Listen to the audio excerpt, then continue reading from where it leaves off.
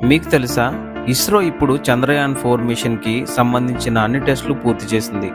ఈ మిషన్ అనేది ప్రధానంగా చంద్రుని నేల నుంచి మట్టిని సేకరించి భూమి మీదకి తీసుకురావడానికే ఈ మిషన్ యొక్క ప్రధాన లక్ష్యం. ఒకవేళ ఈ ప్రాజెక్ట్ గనక సక్సెస్ అయితే చంద్రుడి నుంచి నమూనాలు తెచ్చిన మొదటి ఏషియా దేశం భారత్ అవుతుంది. ఇది మన భారతీయులకు ఎంతో గర్వించే క్షణం. జై హింద్. మనలో చాలా మంది శాకాహారులు పుట్టగొడుగుల్ని మొక్కలు అనుకుని తింటూ ఉంటారు. వెజిటబుల్స్ కోవకు చెందినవి అనుకుంటారు. కానీ పుట్టగొడుగులు మొక్కలు లేదా వెజిటబుల్స్కి సంబంధించినవి కావు అని శాస్త్రవేత్తలు చెబుతున్నారు. అవి ఫంగస్ జాతికి చెందినవి. నిజం చెప్పాలంటే ఇవి మొక్కల డిఎన్ఏ కన్నా మనుషుల డిఎన్ఏకి అతి దగ్గరగా ఉన్నాయి. అంటే ఇవి మానవులకి బంధువుల్లాగా. మీ వెజిటేరియన్ ఫ్రెండ్కి ఈ వీడియో షేర్ చేసి మీ అభిప్రాయాన్ని కామెంట్ చేయండి. వీడియో నచ్చితే లైక్ చేయండి. ఇలాంటి మరిన్ని వీడియోస్ కోసం ఛానల్ని సబ్స్క్రైబ్ చేసుకోండి. చీమలు నిద్రపో. అవును, చీమలు ఎప్పుడు పని మోడ్లోనే ఉంటాయి. అవి చిన్న చిన్న నాప్స్ తీసుకుంటాయి కానీ డీప్ స్లీప్ మాత్రం చేయవు. డీప్ స్లీప్లో మాత్రం అస్సలు ఉండవు. అందుకే వాటిని the most hard working species అంటారు. హాయ్ ఫ్రెండ్స్, ఈరోజు మనం భారతదేశం గర్వించదగ్గ ఒక మిసైల్ గురించి తెలుసుకుందాం.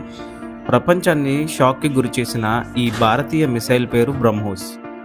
భారతదేశం మరియు రష్యా కలిసి తయారు చేసిన ఈ బ్రహ్మోస్ మిసైల్ ప్రపంచంలోనే వేగవంతమైన supersonic cruise missile.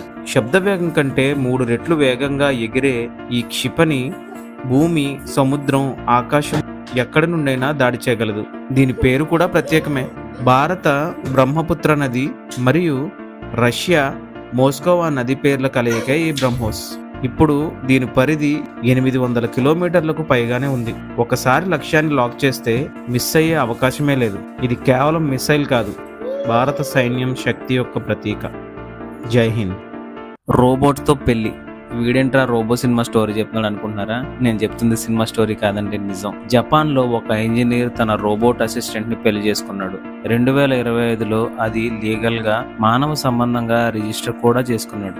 Video viral అవుతుంది. మ్యాన్ మ్యారేజ్ ఏఐ రోబోట్ అనే ట్రెండ్కి దారి తీసింది. ఇది ఫ్యూచర్ ఫ్యామిలీస్కి సంకేతం అంటారా? మీ అభిప్రాయాన్ని కామెంట్స్లో మెన్షన్ చేయండి.